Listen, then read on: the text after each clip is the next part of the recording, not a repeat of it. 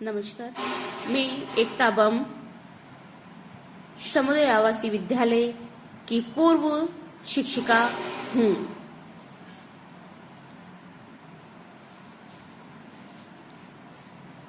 श्रमोदय आवासीय विद्यालय भोपाल से मुझे बिना किसी गलती के जबरन नियोजित षड्यंत्रात्मक सेवा से असंवैधानिक तरीके से मुक्त कर दिया गया, जिसका विरोध ट्विटर पर मेरे समर्थन में मेरे द्वारा इसी विद्यालय में पढ़ाए गए छात्रों व छात्राओं द्वारा काफी ट्वीट भी सक्षम जिम्मेदारों को टैग करके किए गए, लेकिन किसी भी जिम्मेदार द्वारा उक्त समस्त ट्वीटों को देखते रहने के बाद भी सत्य के समर्थन में कोई निर्णय नहीं दिए गए, जबकि ब्रजेंद्र प्रताप सिंह जी माननीय श्रम मंत्री व समस्त आला अधिकारियों को पत्र व व्यक्तिगत फोन कर मामले का संज्ञान भी मेरे द्वारा दिया गया था, जिस पर माननीय मंत्री जी का आश्वासन जरूर मिला था, लेकिन माननीय श्रम मंत्री द्वारा उक्त मसले पर आज तक कोई कार्यवाही नहीं की गई, जबकि मैं न्याय की गुहार लगाते लगाते थक गई। अब तो मेरे पास आखिरी विकल्प के रूप में आत्महत्या विकल्प ही शेष बचा है। विद्यालय में प्रभारी प्राचार्य अभिनका पांडे की हिटलर शाही की जितनी व्याख्या की जाए उतना कम है। मेरे द्वारा अभिनका पांडे की मैम की हिटलर शाही के बारे में कई बार उच्च अधिकारियों को पूर्व में अवगत कराया गया, लेकिन उच्च अधिकारियों द्वारा आंखें बंद करके मात्र अभिनका पांडे मैम की ही बात सुनी गई, मुझ महिला की बात नहीं सुनी गई। विद्यालय में प्रभारी प्राचार्य अभिनका पांडे के कार्यकाल की जांच यदि मध्य प्रदेश सरकार द्वारा किसी पृथक एजेंसी व सीबीआई से करवाई जाए तो इनके कार्यकाल में करोड़ों रुपए का गबन व अधीनस्थों से बर्बरता की कहानी साफ दिखाई पड़ जाएगी, जबकि मुझे बिना किसी गलती के व बिना कोई कारण बताए सेवा मुक्त किया गया, जिसकी शुरुआत सन 2019 में रसायन शास्त्र के उपयोगी घटकों की खरीदारी के बिलों का पर प्राचार्य द्वारा जब मुझसे हस्ताक्षर करने को कहा तो मैंने साफ शब्दों में सामान व बिल के मिलान के बाद ही हस्ताक्षर करने की बात कही, जो कि अभिनका पांडे मैम को गवारा नहीं थी। वहीं से शुरू हुई गांठ बढ़ते बढ़ते फर्जी अभियोग मसलन में प्रार्थना सभा में नहीं आती, विद्यालय समय में विद्यालय में शिक्षण कार्य न करके कमरे में आराम करती हूँ, बिना बताए स्कूल परिसर से बाहर निकल जाती हूँ, चतुश्रेणी कर्मियों से मारपीट करती हूँ, जैसे कि अभिनका पांडे मैम द्वारा मुझ पर यह भी आरोप लगाया गया कि चतुश्रेणी की कर्मी ममता विश्वकर्मा के साथ मेरे द्वारा मारपीट की गई और उसे गंभीर चोटें आई हैं। ये सभी जितने भी अभियोग हैं सभी फर्जी हैं। आला अधिकारियों द्वारा से मैंने कई बार निवेदन किया कि सीसीटीवी फुटेज देखे जाए और गलत को गलत कहकर और सही को सही कहकर मूल्यांकन करने की जहमत करें, किंतु आला अधिकारियों द्वारा आज तक सीसीटीवी फुटेज न मुझे दिखाए गए महिला भर्ती के साथ मारपीट वाले, ना आला अधिकारियों ने स्वयं देखे। सत्यता तो यह है कि मैंने आज दिनांक तक कभी किसी बच्चे तक को नहीं मारा, चींटी तक को नहीं मारा, तो मैं किसी महिला चतुश्रेणी की कर्मचारी को कैसे मार सकती हूँ? जब सीसीटीवी फुटेज का कोई उपयोग नहीं तो आम जनता के करों से प्राप्त धनराशि का सीसीटीवी कैमरा लगवाने में खर्च क्यों किया जा रहा है? आज मैं महिला अभिनका पांडे मैडम की हिटलरशाही व दमनकारी नीतियों से पीड़ित होकर अपनी रोजी रोटी गंवा बैठी, जबकि वास्तविकता यह है कि मेरे द्वारा बच्चों से भ्रमण के नाम पर की जा रही अवैध वसूली का खुला विरोध किया गया था। वहीं स्थानांतरण प्रमाण पत्र के नाम पर 1000 से लेकर 1500 रुपए तक की अवैध वसूली पर मुखर विरोध मेरे द्वारा किया गया था। बच्चों को उनकी रोजमर्रा की जरूरतों पर होने वाली कटौती व स्टेशनरी वितरण के समय घर गए बच्चों को स्टेशनरी न देने का भी विरोध मेरे द्वारा किया गया था। क्या सरकार बच्चों के उज्जवल भविष्य के लिए मेरी सेवाएं पुनः बहाल करेगी या फिर मुझे मेरी ईमानदारी की सजा नौकरी से बाहर रहकर ही भुगतनी पड़ेगी? आपको बताते चले कि विद्यालय में अभिनिका पांडे मैम की हिटलर शाही का आलम यह रहा है कि मुझे जो आवास विद्यालय परिसर में आवंटित किया गया था उसका ताला बिना पूर्व सूचना के असंवैधानिक तरीके से तुड़वाकर अतिथि शिक्षक को आवंटित कर दिया गया। वहीं मेरे आवास का सामान कहाँ है, कुछ भी जानकारी आज तक मुझे नहीं दी गई, जिस पर हाल ही में विद्यालय की उप प्राचार्य महोदया कल्पना कटकवार मैम ने जो वीडियो जारी किया उसमें स्पष्ट तौर पर जिक्र किया है कि पूर्व में भी अभिनिका पांडे मैम द्वारा फर्जी अभियोग लगाकर एकता बम की नौकरी छीनी गई और उसी तरह का व्यवहार अभिनिका पांडे मैम उप प्राचार्य कल्पना कटकवार मैम के साथ भी कर रही हैं। इतना सब सोशल मीडिया पर आला अधिकारियों द्वारा देखने के बावजूद भी आज दिनांक तक मुझे न्याय नहीं मिला। मैं एकता बम केवल यही गुहार करती हूं कि मुझे न्याय देकर आला अधिकारी सेवा बहाल करें व सत्यता की जांच करें।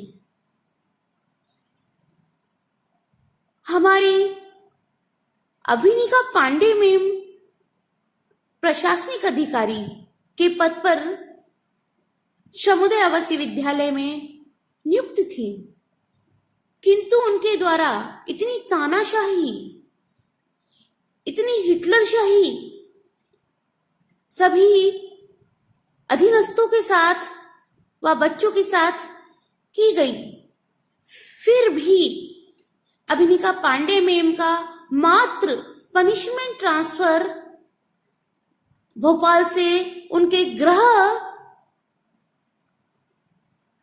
में कर दिया गया। लेकिन मुझ महिला की एक झूठे अभियोग से आला अधिकारियों ने मात्र आंख मूंद कर विश्वास कर अभिनिका पांडे मैम पर विश्वास करके छीन ली। आप बताइए कि इस तरह से किसी की रोजी छीनना, वह भी झूठे आरोपों से, कहां तक उचित है? मेरा करबद्ध निवेदन है आला अधिकारियों से, वे सत्यता की जांच करें और मेरी सेवाएं शीघ्र समुदाय आवासीय विद्यालय में बहाल करने की कृपा करें। धन्यवाद। मेरा नाम कल्पना कटकवार है और मैं समुदाय विद्यालय में पिछले 4 साल से कार्यरत हूँ। मैं हिंदी के पद पर थी, हिंदी पीजीटी, और अभी पिछले महीने 22 सितंबर से मुझको उप प्राचार्य का प्रभार मिला है, जो कि लोक शिक्षण संचालनालय के लिखित आदेश द्वारा निकला है। तो बस मैं अपना वही जो दायित्व मुझे मिले थे उसी के तारतम्य में मैं अपने कामों को कर रही हूँ।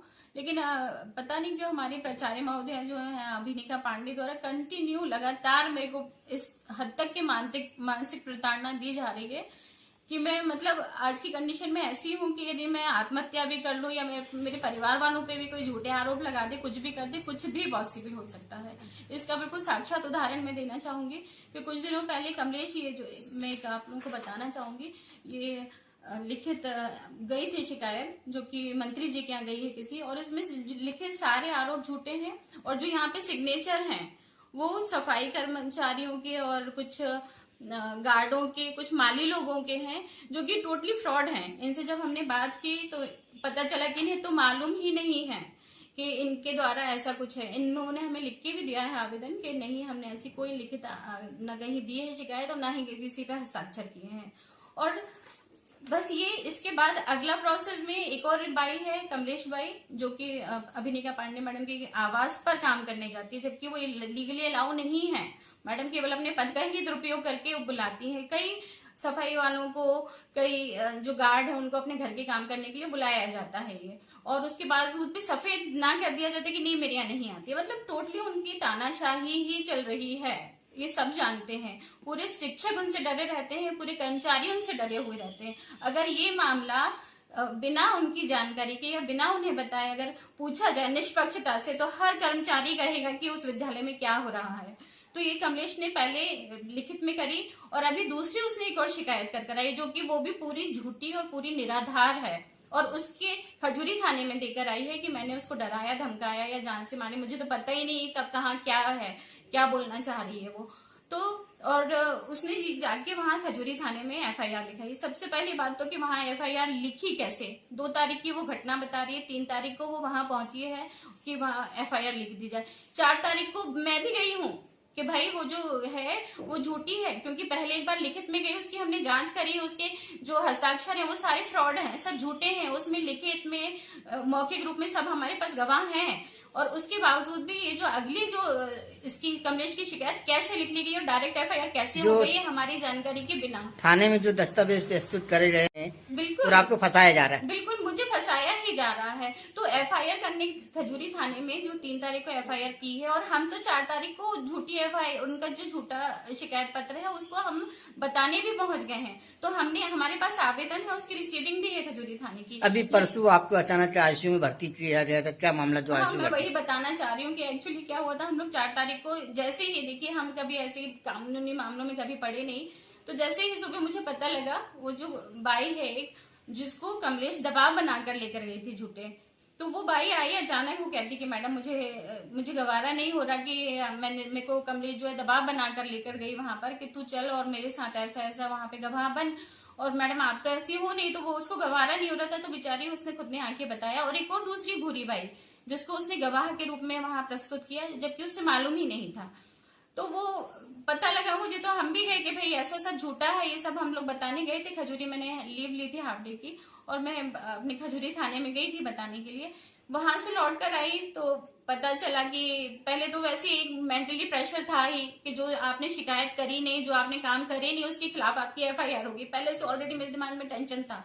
आई मैं, आने के बाद फिर देखा कि ये सब चल रहा है, और ये सब जानते हैं कि कहीं ना कहीं अभिनिका पांडे मैडम द्वारा ही किया जा रहा है, क्योंकि वहां पर 1-2 शिक्षक भी हैं जो कि बिना, मैं जैसे आशीष मिश्रा सर है, वो मतलब हर कुछ झूठे आरोप लगाने के लिए एक पैर पे तैयार है, और वो कर भी चुके हैं। इसके सारे सबूत हैं मेरे पास, जो कि वो कहीं ना कहीं मैडम के द्वारा उनको सह मिलती है, पूरा विद्यालय जानता है, वो कभी भी आए जाए हर चीज में उनको छूट मिलती है, तो उनके द्वारा। और ये एक कमलेश, ये चूंकि उनके घर काम करती है, तो ये लोग मिलके मेरे खिलाफ बस षड्यंत्र रचा रहे हैं कि कैसे भी करके इनको ये उपाचार्य के पद से हटा दिया जाए, या इनको नौकरी से हटा दिया जाए, ताकि उनके ये तानाशाही के उसमें कोई बीच में ना आने पाए। अगर यही सारी चीजें हर एक शिक्षक से अकेले में, बिना किसी मैडम के दबाव के, मैडम जब दूर रहे, अभिनिका मैडम जब दूर रहे, तब उनसे पूछा जाए, तो हर एक शिक्षक, जो 2-4 शिक्षकों को छोड़ दीजिए जो उनके वो मतलब जिनको उनसे पैम्पर किया जाता है या जिनको मैडम सुविधा देती है, बाकी हर शिक्षक ये बताने के लिए तैयार रहे होगा। मैं जहां तक उम्मीद करती हूँ सब समझ रहे हैं इस स्थिति को, और मेरे साथ जो हो रहा है और जो इतने महीनों से हो रहा है, ये भी हर एक बंदा समझ रहा है, चाहे वो सफाई कर्मचारी हो, चाहे वो गार्ड हो, चाहे वो जो हो, हर एक कर्मचारी समझ रहा है। आज मेरी ऐसी स्थिति हो रही है कि मेरा मॉर्निंग वॉक, मेरा नाइट वॉक करना छूट गया है। मतलब मेरे बच्चे और मेरे पति के ऊपर उन लोग किसी भी तरह की कोई भी लांछन लगा सकते हैं। आए दिन मुझे मरने मारने की धमकी देना, मुझसे पद के हटाने के लिए गाली, मतलब अपशब्दों का प्रयोग करना। तो उस दिन मैं थाने से लौटी, मैडम को कुछ मत देना, इनको कागज मत देना, इनके पास ये करने के लिए नहीं जाना, मैडम को यही बुला लेंगे, ऐसे करके, और पूरा मतलब दबाव बनाने का जो उस समय प्रेशर किया गया है। तो बस उसके बाद फिर मैं अपने, सब लोग चले गए, जाने के बाद फिर मैं अपने कैबिन में गई। फिर अपने कैबिन में जाने के बाद मैंने देखा कि सब लोग, मतलब मैं अपने आप को समझ नहीं पा रही थी, एकदम से मैं इतना मेंटली टॉर्चर हो गई थी, मैं इतने कि मैं क्या बताऊं आपको। हाँ, फोन बाहर रखवाया जाता है। सबसे मेन तो यही अत्याचार है मैडम का, यही तानाशाही है कि वहां पे फोन बाहर रखकर ही मैडम के प्राचार्य मैडम अभिनिका पांडे मैडम के रूम में जाया जाता है। बहुत सारी तानाशाही चलती है वहां पर। आप क्या चाहते हो? मुझे ऐसा लग रहा है कि मैडम जैसे पहले भी एक अभिनिका पांडे मैडम पहले एकता बम मैडम को एक ऐसी ही बाई का सहारा लेके, ममता बाई थी, एक उसका झूठा आरोप लगा के एकता बम मैडम को निकाला था उन्होंने। बस वही वो पूरा षड्यंत्र मेरे खिलाफ रचना चाह रही हैं और मेरे खिलाफ वो ऐसा करना। ये सारी शिकायतें मैं हमारे थाना प्रभारी को, हमारे श्रम मंत्री जी को, हमारे आयुक्त महोदय डीपीआई सर को, हमारे उप संचालक महोदय को, हमारे अध्यक्ष महोदय, हमारे कर्मकार मंडल के, मैं सबको लिखित रूप में दे चुकी हूँ, लेकिन कोई सुनवाई नहीं हो रही है। अभी तक तो नहीं लगा मुझे कि हो रही है। अगर हो रही है तो ये एफआईआर जो झूठी एफआईआर है इसको कटवाया जाए। उसके लिए जो कमलेश ने झूठी एफआईआर करी है उसके लिए मेरा भी पक्ष सुना जाए, मेरे भी सबूत देखे जाए। बस मेरी यही गुजारिश है कि जो एफआईआर हो रही है किसके दबाव से हो रही है इसका पता लगाया जाए और ये चीज यहीं खत्म कर दी जाए। मैं बिल्कुल इसकी वो हूँ। आप किसी भी शिक्षकों से किसी से भी पूछेंगे, लेकिन अभिनिका मैडम जब वहां नहीं रहेंगी या उनका किसी भी प्रकार से मानसिक दबाव नहीं होगा तभी सब लोग वहां पे सच बताएंगे। यही मेरी गुजारिश है कि बस ये एफआईआर के लिए हमारा भी पक्ष सुना जाए और हमें कि जैसे बस ये कि निष्पक्ष जांच हो। जहां मैडम नहीं हो तो हर शिक्षक हर कर्मचारी उनके बारे में सही बताएगा कि वहां कितनी तानाशाही चल रही है। तो मेरी बस इतनी गुजारिश है कि एफआईआर कटवाई जाए, इसकी सही जांच की जाए और हमें भी अपना पक्ष रखने का मौका दिया जाए।